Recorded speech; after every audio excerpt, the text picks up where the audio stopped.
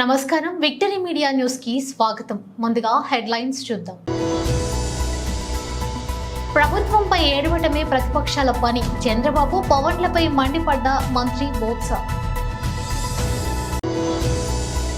రాజధానిపై YV వ్యాఖ్యలను తీవ్రంగా ఖండిస్తున్నాం. మాజీ మంత్రి దాడి వీరభద్రరావు. మోడీ నాయకత్వంలో ఏపీకి తీవ్ర అన్యాయం. సిపిఎం రాష్ట్ర కార్యదర్శి వి శ్రీనివాసరావు. ప్రతిష్టాత్మకమైన సెంచరీ క్లబ్ పై ఆరోపణలు సరికాదు. ఐబీసీ క్లబ్ కమిటీ సభ్యులు.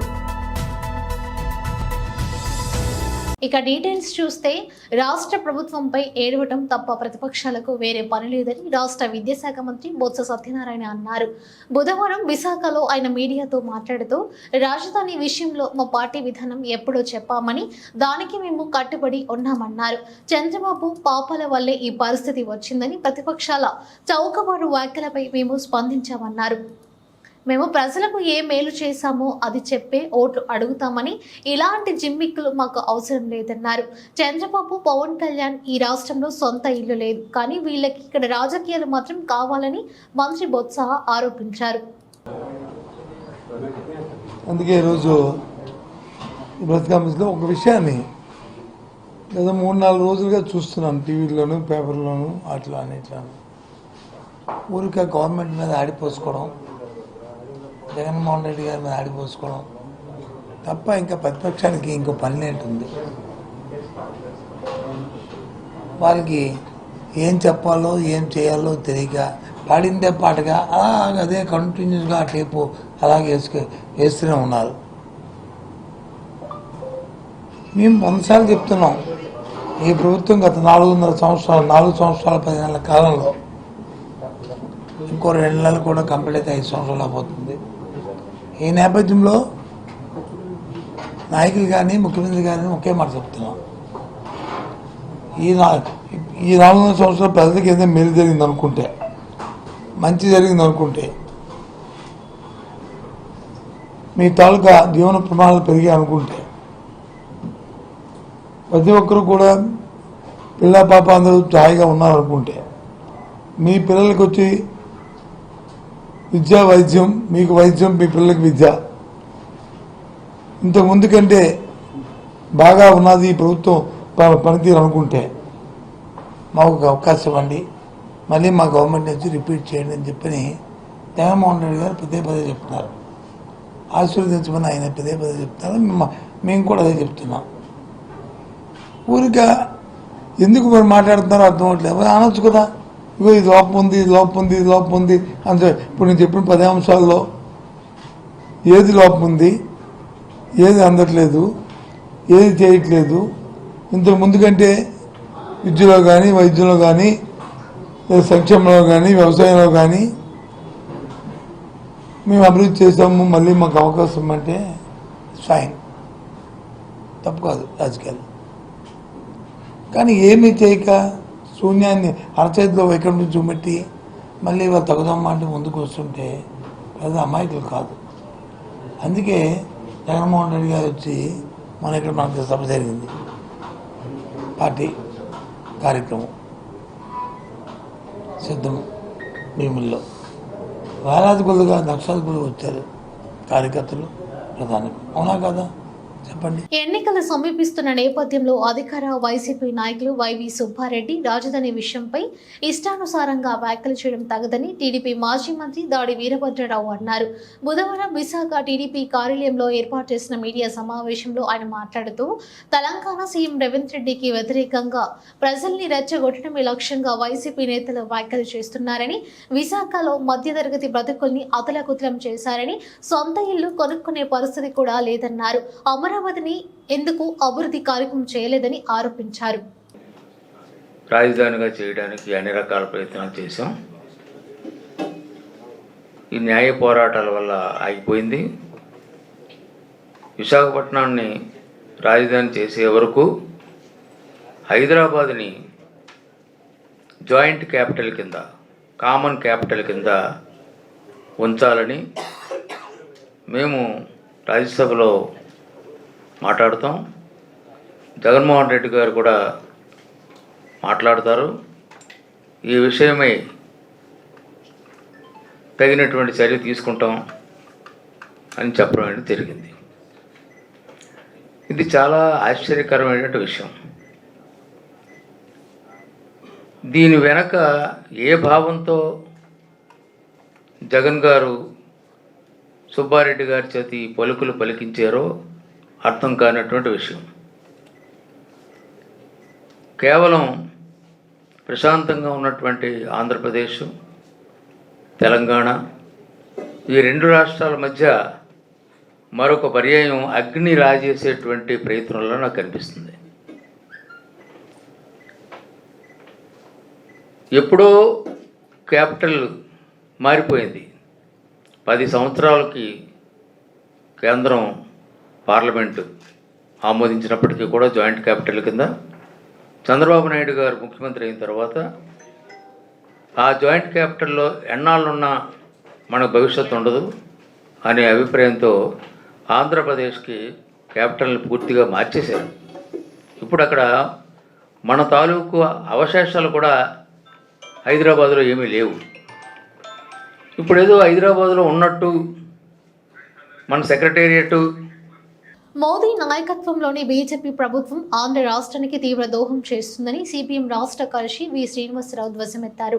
విశాఖ సిఐటియు జిల్లా కార్యాలయంలో ఆయన మాట్లాడుతూ మోదీ ప్రభుత్వం వ్యతిరేక హోదా, విభజన హామీలు అమలు చేయకుండా తీవ్ర దోహం చేస్తుందని ఆందోళన వ్యక్తం చేశారు. విశాఖ రైల్వే జోన్కు నిధులు కేటాయించకుండా రాష్ట్ర ప్రభుత్వం స్థలం ఇవ్వలేదన్న అబద్ధ ప్రచారాలతో బీజేపీ నాయకులతో నిరసనలు తెలియజేయించడం విడ్డూరంగా ఉందన్నారు. స్థలాన్ని కేటాయించినట్టు జిల్లా కలెక్టర్ స్పష్టంగా లేఖ రాశారని గుర్తు చేశారు. ప్రత్యేక హోదా, విభజన హామీల అమలు చేయకుండా విశాఖ స్టీల్ ప్లాంట్ను అమ్ముతున్న నరేంద్ర మోదీ ప్రభుత్వానికి తగిన బుద్ధి చెప్పాలని విశాఖ ప్రజలకు సిపిఎం రాష్ట్ర కార్యదర్శి వి శ్రీనివాసరావు పిలుపునిచ్చారు. ఈ సమావేశంలో సిపిఎం నేత లోకనాథం తదితరులు పాల్గొన్నారు.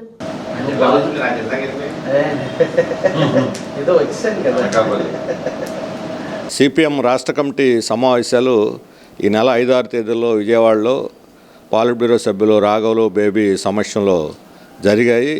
ఈ ఎన్నికల విధానాన్ని మేము నిర్ణయించుకున్నాము.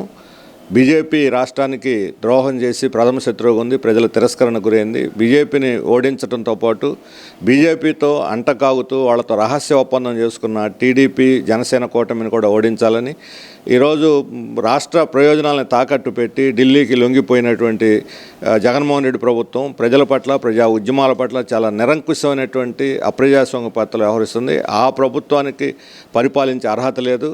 కాబట్టి దాన్ని కూడా ఓడించాలని ఈ 2 కూటములు, ఇటు వైసీపీ కూటమిని, అటు బీజేపీ కాంటకావుతున్న తెలుగుదేశం, జనసేన కూటమిని ఓడించి సిపిఎం తను కలిసి వచ్చేటువంటి 2 కూటములకు వ్యతిరేకంగా కలిసి వచ్చేటువంటి పార్టీలతో, శక్తులతో కలిసి ఒక ఉమ్మడి అవగాహనతోటి ఎన్నికల్లో పోటీ చేయాలని చెప్పి నిర్ణయించుకున్నాం. ఆ మేరకు మేము పోటీ చేయదగిన స్థానాలు ఒక 3 పార్లమెంట్ స్థానాలని, 26 అసెంబ్లీ స్థానాలని పోటీకి అర్హమైనవిగా సిపిఎం గుర్తించాము. అందులో మేము ఒక పార్లమెంటు స్థానాన్ని, 9 అసెంబ్లీ స్థానాలని మొదటి దశలో పోటీకి నిర్ధారణ చేసి అందులో ఒక 6 స్థానాలకు అభ్యర్థులను కూడా గుర్తించాము. ఇతర పార్టీలు కలిసి వచ్చేదాన్ని బట్టి సీట్ల అడ్జస్ట్మెంట్లో వచ్చేటువంటి అటు ఇటు అవసరాన్ని బట్టి మార్పులు చేర్పులు చేసుకుంటాము. అందుకని రేపు 15వ తేదీ రేపు సిపిఐతో కూడా చర్చిస్తున్నాము. ఆ తర్వాత మేము ఎన్నికల సన్నాహాల్లోకి ప్రత్యక్షంగా దిగి ప్రజల్ని ఈ 2 కూటములకు వ్యతిరేకంగా సమీకరించాలని అనుకున్నాం. ఈరోజు వైసీపీ ఓటమి భయం పట్టుకుంది. అందుకని వాళ్ళు హైదరాబాద్ రాజధాని కొత్త పల్లవి అందుకున్నారు. 10 ఏళ్ల క్రితం వదిలేసి వచ్చినటువంటి హైదరాబాద్ని ఈ జగన్మోహన్ రెడ్డి విశాఖలో ఎంతో ప్రతిష్టాత్మకమైన ఐబీపీ సెంచరీ క్లబ్ కావాలని ఒక సభ్యుడు లేనిపోని ఆరోపణలు చేస్తున్నారని క్లబ్ మాజీ పూర్వ అధ్యక్షుడు దిలీప్ కుమార్ అన్నారు. బుధవారం క్లబ్లో ఏర్పాటు చేసిన మీడియా సమావేశంలో ఆయన మాట్లాడుతూ ఈ క్లబ్లో చాలా మంది ప్రజా ప్రతినిధులు, అధికారులు సైతం సభ్యులుగా ఉన్నారని, ఇటువంటి క్లబ్పై లేనిపోని ఆరోపణలు చేయడం సరికాదన్నారు. ఇటీవల అసభ్య పదజాలం మాట్లాడుతున్న కారణంతో సభ్యుడు శివాజీని సస్పెండ్ చేశామని, ఈ కారణంతో మాపై లేనిపోని పదజాలంతో ఆరోపణలు చేస్తున్నారని, దీనిపై తమ కమిటీ సభ్యులంతా తీవ్రంగా ఖండిస్తున్నామన్నారు.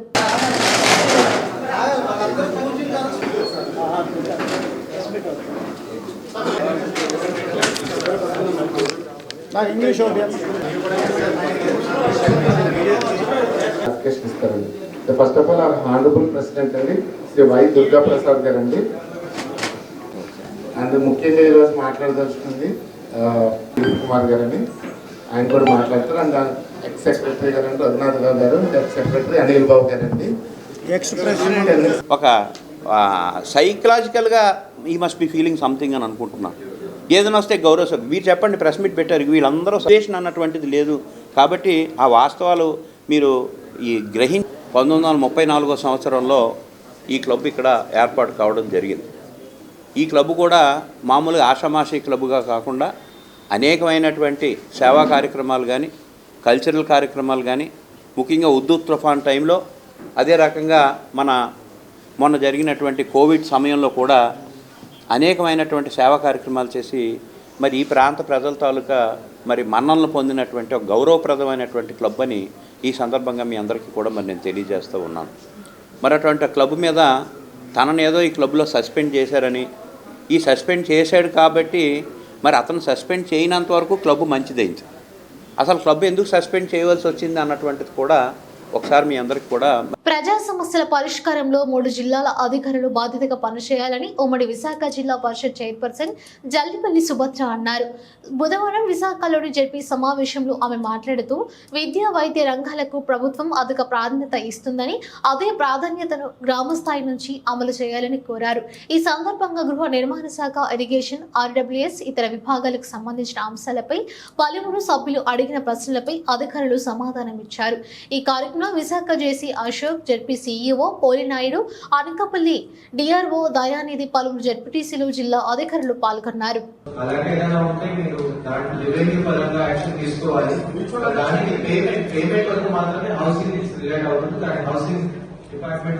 సచివాలయానికి అప్లికేషన్ పెట్టుకోవాలి. తర్వాత అర్హతలా ఉంటే ఆ తహసీల్దార్ ఆడియో రికమెండ్ చేస్తే ఒరిజినల్ బెనిఫిషియరీ వాళ్ళ పేరుతోనే అవుతుంది. దానికి ఎటువంటి తర్వాత ఏదైతే మీరు ఇంకా బెనిఫిషియర్స్ కి అది ఒకేసారి ఇవ్వాలా కాదు, ఎప్పుడైనా అంటే విశాఖపట్నం గురించి అయితే 4 లాగులు ఎంత వస్తుందో నేను ఇమీడియట్ గా క్లియర్ చేసి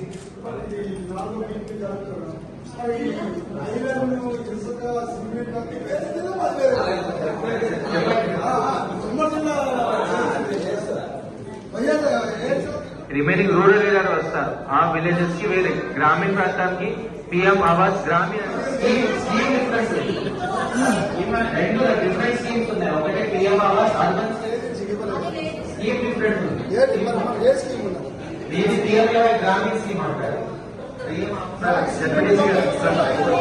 జడ్పీటీసీ గారు మనం నిర్మాణం చేసి ఆ స్కీమ్ లో మనకి నిర్మాణం చేద్దాం.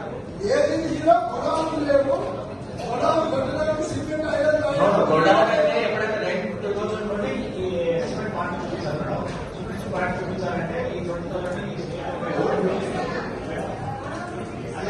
ఇస్తారు.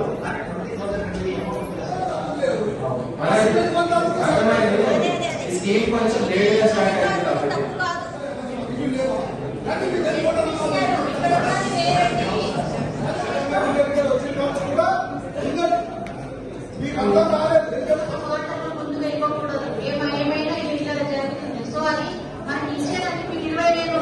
వసంత పంచమి సందర్భంగా బుధవారం విశాఖ శారద పీఠానికి భక్తులు పోటెత్తారు. వందలాది మంది బాల బాలికలకు సామూహికంగా అక్షర అభ్యాసాలు నిర్వహించారు. విద్యార్థులు పెద్ద ఎత్తున సరస్వతి పూజల్లో పాల్గొన్నారు. శారద స్వరూప రాజశ్యామల అమ్మవారిని దర్శించుకుని పూజలు చేశారు. 987 మంది బాల బాలికలకు సామూహిక అక్షర అభ్యాసాలు నిర్వహించగా సరస్వతి పూజల్లో 840 మంది విద్యార్థులు పాల్గొన్నారు. పరీక్షల సమయం కావడంతో అమ్మవారి పాదాల చెంత పూజలు అందుకున్న పుస్తకాలు, పెన్నులను విద్యార్థులకు అందించారు. పెద్ద ఎత్తున తరలివచ్చిన భక్తులకు విశాఖ శారదా పీఠం తీర్థ ప్రసాదాలను పంపిణీ చేసింది.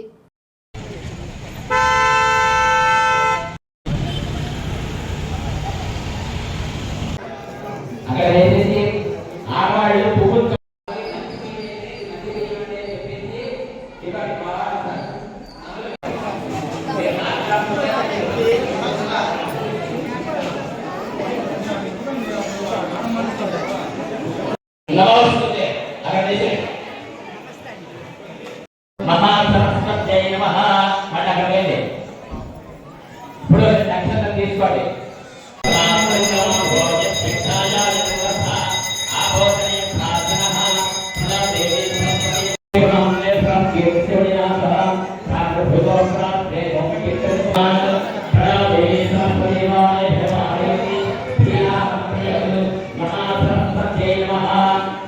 ప్రజలకు ముఖ్యమంత్రి జగన్ నమ్మక ద్రోహం చేస్తున్నారని ప్రజాశాంతి పార్టీ అధ్యక్షుడు కేఏ పాల్ విమర్శించారు. సొంత తల్లిని చెల్లిని కూడా మోసం చేసిన వ్యక్తి జగన్ ని దుయ్యబట్టారు. విశాఖలో ఆయన ప్రత్యేకంగా విక్టరీ మీడియా న్యూస్ తో మాట్లాడారు. ఆనాడు శర్మిల పాదయాత్ర చేయకపోతే జగన్ అధికారంలోకి వచ్చేవాడని పాల్ ప్రశ్నించారు. జగన్ విజయసాయి రెడ్డి జైలుకి ఎప్పుడు వెళ్లేవారని ఆయన అన్నారు. ఎంతో మంది ముఖ్యమంత్రులను తాను కలిశానని, తనకు గౌరవం ఇవ్వని నాయకులు చంద్రబాబు జగన్ మాత్రమేనని మండిపడ్డారు. రాష్ట్రాన్ని సర్వనాశనం చేసిన జగన్ కావాలో, సర్వ అభివృద్ధి చేసే తాను కావాలో ప్రజలు తేల్చుకోవాలని కేఏ పాల్ ఈ సందర్భంగా పిలుపునిచ్చారు. విశాఖ ఎంపీగా బొత్స ఝాన్సీ, జీవీఎల్ లాంటి వారు పోటీ చేయవద్దని కోరుతున్నారని చెప్పారు. బొత్స ఝాన్సీ పోటీ చేస్తే బొత్స చేసిన అవినీతి చిట్ట విప్పుతానని హెచ్చరించారు. జనసేనలో టికెట్ రాని నేతలంతా ప్రజాశాంతి పార్టీలో చేరుతారని అన్నారు. తనను విశాఖ ఎంపీగా గెలిపించాలని ప్రజలను ఈ సందర్భంగా కోరారు.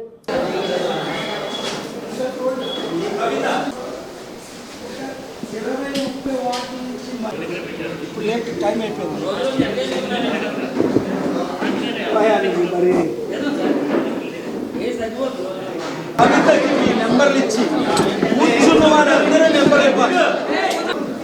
కవిత, స్వాతి, అమర్, శివ, మీ నెంబర్. ఏం చేస్తున్నావు? స్టాక్ మార్కెట్లో వర్క్.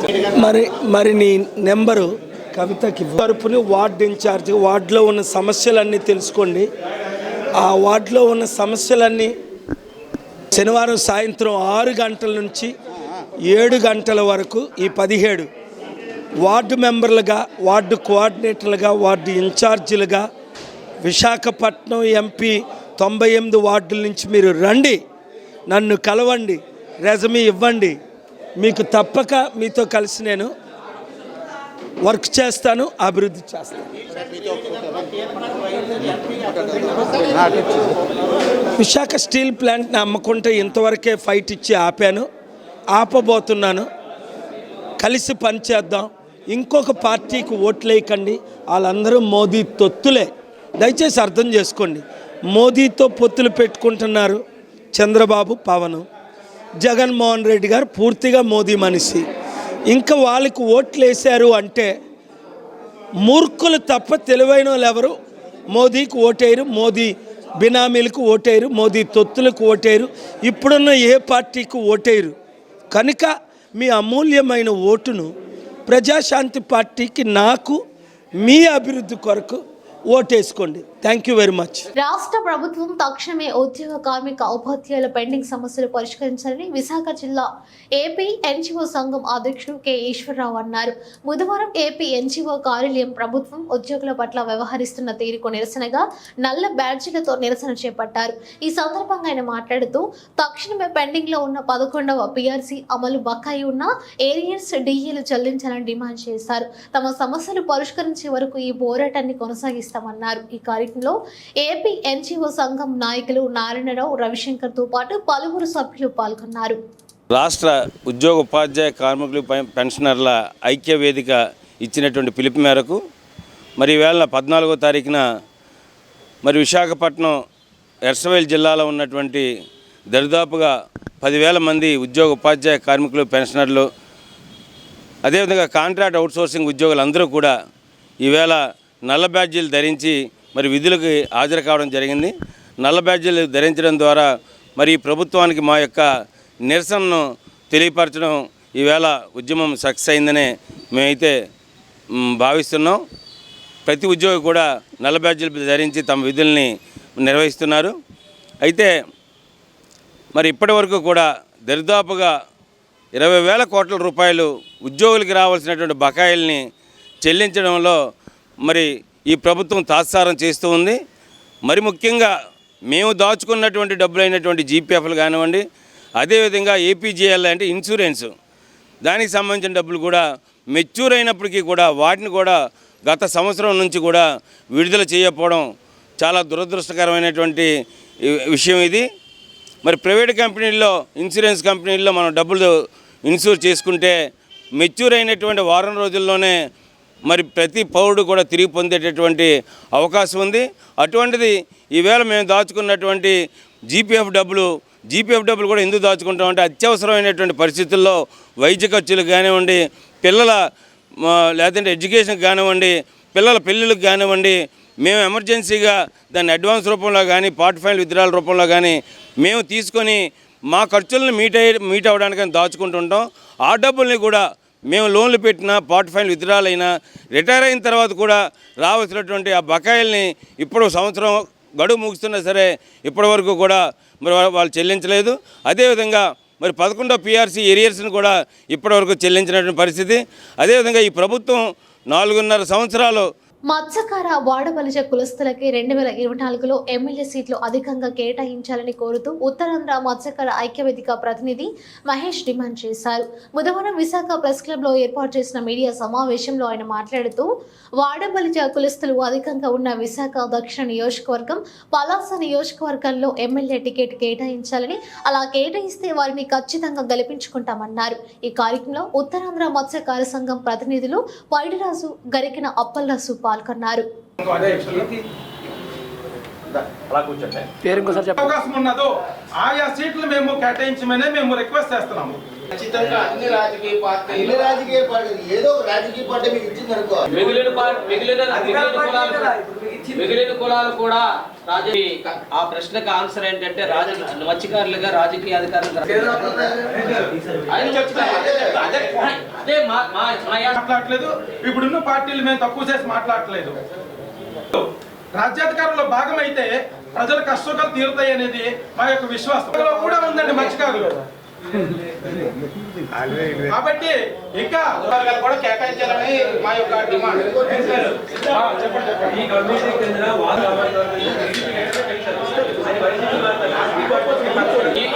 ఈ ప్రశ్నకు ఆన్సర్ అంటే అన్ని కులాల నుండి కూడా ఇలాగ పార్టీలు మారిపోవడం ఉంది. పాత్రికేయ మిత్రులందరికీ నమస్కారం. ఉత్తరాంధ్ర మత్స్యకారుల ఐక్యవేదిక నుంచి మేము మాట్లాడుతున్నాం. ఇప్పటి వరకు పరిపాలిస్తున్న అన్ని రాజకీయ పార్టీలు కూడా జనాభా సంఖ్యగా మత్స్యకారులమైన మేము ఎక్కువ ఉన్నప్పటికీ రాజకీయ ప్రాధాన్యత విషయంలో మాత్రం మమ్మల్ని పక్కన పెడుతున్నారు. దయచేసి ఈ రాబోయే రాజకీయ అసెంబ్లీ ఎన్నికల్లోనైనా మా యొక్క మత్స్యకారుల నాయకులను గుర్తించి వాళ్ళ సేవలను గుర్తించి ఉత్తరాంధ్ర మొత్తం మీద ఎక్కడెక్కడైతే ఉత్సాహవంతమైన నాయకత్వం పనిచేస్తుందో దయచేసి డబ్బు పరంగా కానీ ఎటువంటి ప్రలోభాలకి గురి కాకుండా అసెంబ్లీ సీట్లు కేటాయించి తెలుగు భాష రక్షణ కోసం ఉద్యమాలు నిర్వహిస్తున్న తెలుగుదండు ఇక నుంచి ప్రత్యక్ష రాజకీయాల్లో పాల్గొనేందుకు అన్ని ఏర్పాట్లు చేస్తుందని తెలుగుదండు వ్యవస్థాపక అధ్యక్షుడు ఫణిసయ్యన సూది తెలిపారు. మంగళవారం విశాఖ ప్రెస్ క్లబ్లో ఏర్పాటు చేసిన మీడియా సమావేశంలో ఆయన మాట్లాడుతూ ఈ నెల 16వ తేదీన జీవీఎంసీ గాంధీ విగ్రహం వద్ద ఉపవాస దీక్షతో ప్రజా ఉద్యమాన్ని ప్రారంభిస్తామని తెలిపారు. ఎన్నికలు ముగిసేంత వరకు ఒంటిపూట భోజనంతో కాళ్లకు చెప్పులు లేకుండా నగరమంతా పర్యటించి యువత భాగస్వామ్యంతో విశాఖ ఎంపీ స్వతంత్ర అభ్యర్థిగా పోటీ చేసి విజయం సాధిస్తామని, మాతృభాషను కాపాడుకుంటామని తెలిపారు. అందరికీ నమస్కారం. ఈరోజు మన పాత్రికేయ సమావేశం ఏర్పాటు చేయడానికి ముఖ్య కారణం ఈ నెల 16వ తేదీ అంటే రేపు లేదు ఎల్లుండి ఉదయం 10 గంటలకు మనం జీవీఎంసీ ఎదురుగా ఉన్నటువంటి గాంధీ పార్కులో 24 గంటల ఉపవాస దీక్ష కార్యక్రమాన్ని ఏర్పాటు చేస్తున్నాం.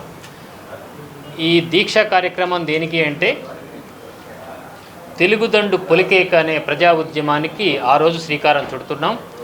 ఈ తెలుగుదండు పొలికేక కూడా ఎందుకు వేస్తుంది అంటే 10 ఏళ్లుగా మనం భాషా సంస్కృతుల కోసం పోరాటాలు చేస్తూ ఉన్న పాలకులతోటి ఏదో అడవిలో అయ్యా అన్నట్లయింది మా పరిస్థితి. మన పాలకులకు మన భాష అన్నా మన సంస్కృతి అన్నా ముఖ్యంగా కవులు కళాకారులు అంటే వాళ్ళకి ఖాతరీ లేదు. ఎందుకంటే వాళ్ళకి కావాల్సింది ఓట్లు. ఈ కవులు కళాకారులు ఎలాగైనా ఓట్లు వేస్తారు. వచ్చే ఎన్నికల్లో ఎమ్మెల్యే వాసుపల్లి గణేష్ కుమార్ ని ఓడించి సీతం రాజుకి మద్దతు తెలపాలని విశాఖ దక్షిణ నియోజకవర్గం నాయకులు 35వ వార్డు కార్పొరేటర్ విల్లూరి భాస్కర్రావు అన్నారు. నగరంలోని ఓ హోటల్లో మాజీ బ్రాహ్మణ కార్పొరేషన్ చైర్మన్ సీతం రాజు సుధాకర్ అభిమానుల ఆధ్వర్యంలో ఆత్మీయ సమావేశం నిర్వహించారు. ఈ సందర్భంగా విల్లూరి భాస్కర్రావు మాట్లాడుతూ ప్రతి కార్యకర్త వచ్చే ఎన్నికల్లో సీతం రాజు సుధాకర్ కు మద్దతుగా పనిచేయాలని కోరారు. ఈ సందర్భంగానే మాజీ బ్రాహ్మణ కార్పొరేషన్ చైర్మన్ సీతంరాజు సుధాకర్ మాట్లాడుతూ ప్రజా సమస్యలు పరిష్కరించే విషయంలో వాసుపల్లి గణేష్ కుమార్ కేవలం ప్రచార యావ తప్ప ఇంకేమీ లేదన్నారు. వచ్చే ఎన్నికల్లో తగిన బుద్ధి చెప్పాలన్నారు. ఈ కార్యక్రమంలో కార్పొరేటర్ ఊరికోటి నారాయణతో పాటు పలువురు ముఖ్య నాయకులు పాల్గొన్నారు. కూడు గుడ్డ ఇవే కదా మన అందరం కోరుకునేది. ఇలాంటి జ్ఞానం కూడా లేకుండా చాలామంది పాలన కొనసాగిస్తున్నారు. ఇప్పుడు ఈస్ట్ కాన్స్టిట్యున్సీ ఉందనుకో, ఎందుకు 3 సార్లు గెలుస్తున్నాడు ఆయన? ఎందుకంటే అందుబాటులో ఉంటాడు, మనోడు కూడా అందుబాటులో ఉంటాడు. ఈ బాటిల్ వేసుకుని దానిలో వేరే దావకాలు వేసుకుని ఈ బాటిల్ని ఓపెన్ చేయటం, కొద్దిగా దాన్ని పుచ్చుకోవటం. ఇదైతే ట్రాన్స్పరెంట్గా ఉండదు కదా, లోపల ఏముందో మీకు తెలియదు, నాకు తెలీదు. ఈ బాటిల్ ఒకటి ఆయన సావాసం చేసాడు ఈ 10 ఏళ్ళలో. ఈ సావాసాన్ని మరి ఎందుకు ఎదవలే ముద్దని చెప్పి ఈయన చూసి ఆయనకు కూడా సిగ్గుండ లాస్ట్ నాయకత్వానికి కూడా 3 ఏళ్ళు ఆయన వస్తే ఈడు పారిపోతూ ఉండేవాడు. ఢిల్లీయో ఇంకో ఊరో సీఎం రాష్ట్రంలో వైజాగ్లో అడుగు పెడితే ఈ నాయకుడు ఉండేవాడు కాదు. అలాంటి వాడు ఏం ముద్దు వచ్చేసాడో తెలియదు, మరి ఏం పెర్ఫ్యూమ్ రాసుకున్నాడో, ఏ సుగంధ ద్రవ్యాలు రాసుకున్నాడో తెలియదు. షెండగా ఒక 5-6 నెలల నుంచి అది అనాథలో వదిలేశారు కాన్స్టిట్యున్సీని. నాలాంటి వాడు వెళ్ళి 4 రూపాయలు ఖర్చు పెట్టుకుని బాగో చూసి ఓ దర్శనం పెట్టో, ఓ మెడికల్ క్యాంప్ పెట్టో, ఏదో ఒకటి. బులెటిన్ ముగించే ముందు హెడ్లైన్స్ మరోసారి చూద్దాం. ప్రభుత్వంపై ఏడవటమే ప్రతిపక్షాల పని. చంద్రబాబు పవన్లపై మండిపడ్డ మంత్రి బోత్స. రాజధానిపై వైవి వ్యాఖ్యలను తీవ్రంగా ఖండిస్తున్నాం. మాజీ మంత్రి దాడి వీరభద్రరావు. మోడీ నాయకత్వంలో ఏపీకి తీవ్ర అన్యాయం. సిపిఎం రాష్ట్ర కార్యదర్శి వి శ్రీనివాసరావు. ప్రతిష్టాత్మకమైన సెంచరీ క్లబ్ పై ఆరోపణలు సరికాదు. ఐబీసీ క్లబ్ కమిటీ సభ్యులు. ఇవి ఇప్పుడు అనుకున్న అప్డేట్స్. మరో బులెటిన్తో మళ్ళీ కలుసుకుందాం. నమస్కారం.